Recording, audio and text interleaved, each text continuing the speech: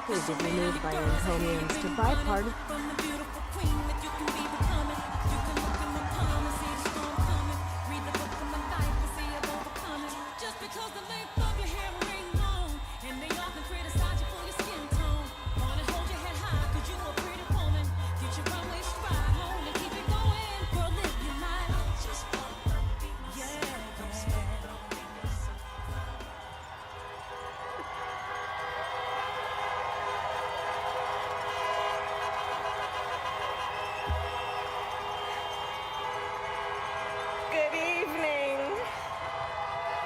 Good evening.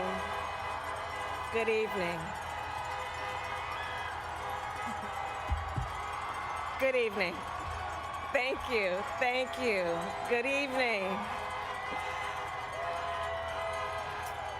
So, thank you. Good evening. So, Congressman John Lewis,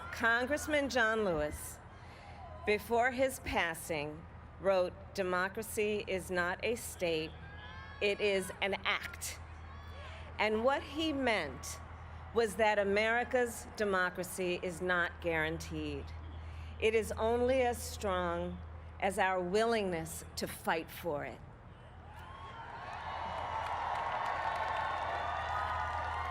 To guard it and never take it for granted. And protecting our democracy takes struggle, it takes sacrifice, but there is joy in it, and there is progress, because we, the people, have the power to build a better future.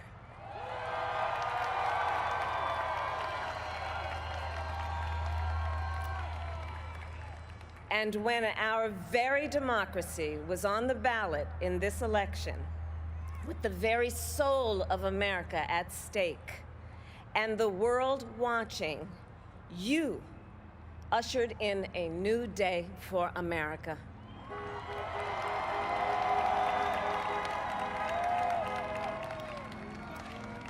To our campaign staff and volunteers, this extraordinary team, thank you for bringing more people than ever before into the democratic process. And for making this victory possible. To the poll workers and election officials across our country who have worked tirelessly to make sure every vote is counted, our nation owes you a debt of gratitude.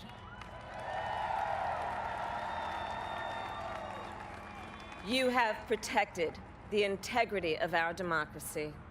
And to the American people who make up our beautiful country, thank you for turning out in record numbers to make your voices heard.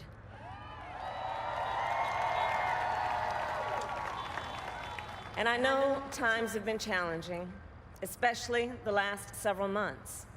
The grief, sorrow, and pain, the worries and the struggles.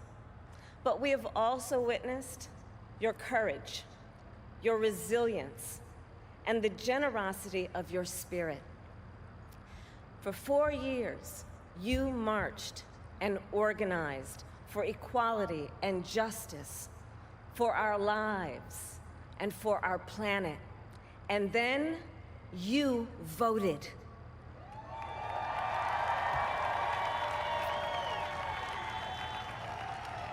And you delivered a clear message. You chose hope and unity, decency, science, and yes, truth.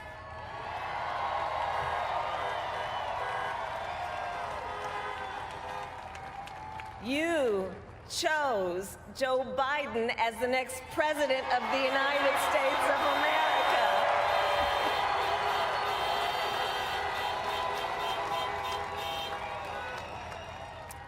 And Joe is a healer, a uniter, a tested and steady hand, a person whose own experience of loss gives him a sense of purpose that will help us as a nation reclaim our own sense of purpose, and a man with a big heart who loves with abandon.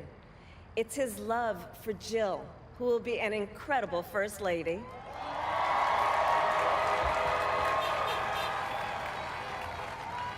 It's his love for Hunter and Ashley and his grandchildren and the entire Biden family.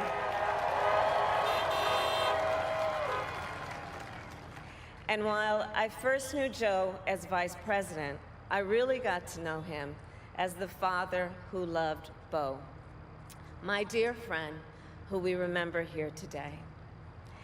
And to my husband, Doug,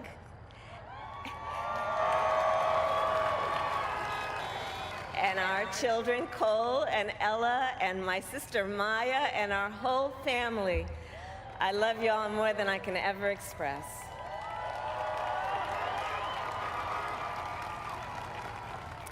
We are so grateful to Joe and Jill for welcoming our family into theirs on this incredible journey. And to the woman most responsible for my presence here today, my mother, Kamala Harris, who is always in our hearts. When she came here from India at the age of 19, she maybe didn't quite imagine this moment, but she believed so deeply in an America where a moment like this is possible. And so I am thinking about her and about the generations of women, Black women,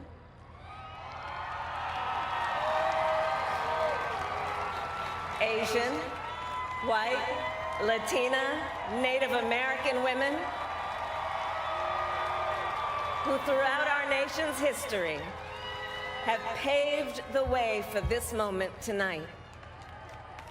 Women who fought and sacrificed so much for equality and liberty and justice for all, including the Black women who are often, too often, overlooked, but so often prove they are the backbone of our democracy.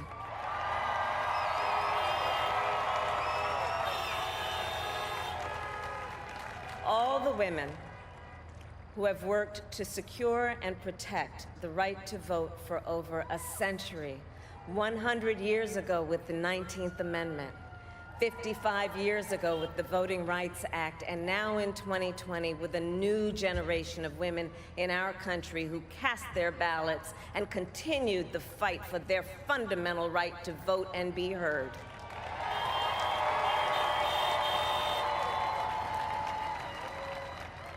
Tonight, I reflect on their struggle, their determination, and the strength of their vision to see what can be unburdened by what has been. And I stand on their shoulders. And what a testament it is to Joe's character that he had the audacity to break one of the most substantial barriers that exists in our country and select a woman as his vice president.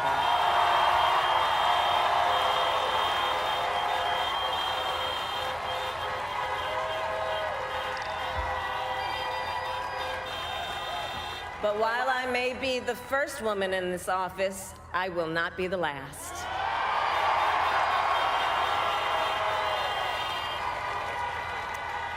Because every little girl watching tonight sees that this is a country of possibilities. And to the children of our country, regardless of your gender, our country has sent you a clear message. Dream with ambition, lead with conviction, and see yourselves in a way that others may not, simply because they've never seen it before. But know that we will applaud you every step of the way.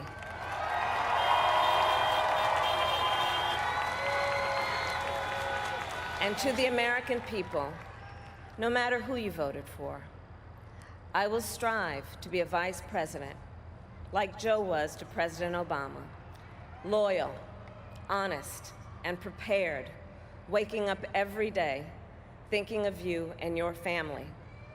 Because now is when the real work begins, the hard work, the necessary work, the good work, the essential work to save lives and beat this epidemic, to rebuild our economy so it works for working people, to root out systemic racism in our justice system and society, to combat the climate crisis, to unite our country and heal the soul of our nation.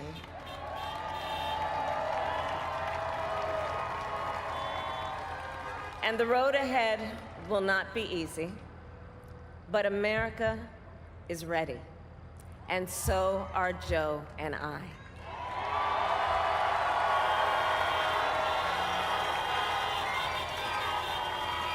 We have elected a president who represents the best in us, a leader the world will respect and our children will look up to, a commander-in-chief who will respect our troops and keep our country safe, and a president for all Americans.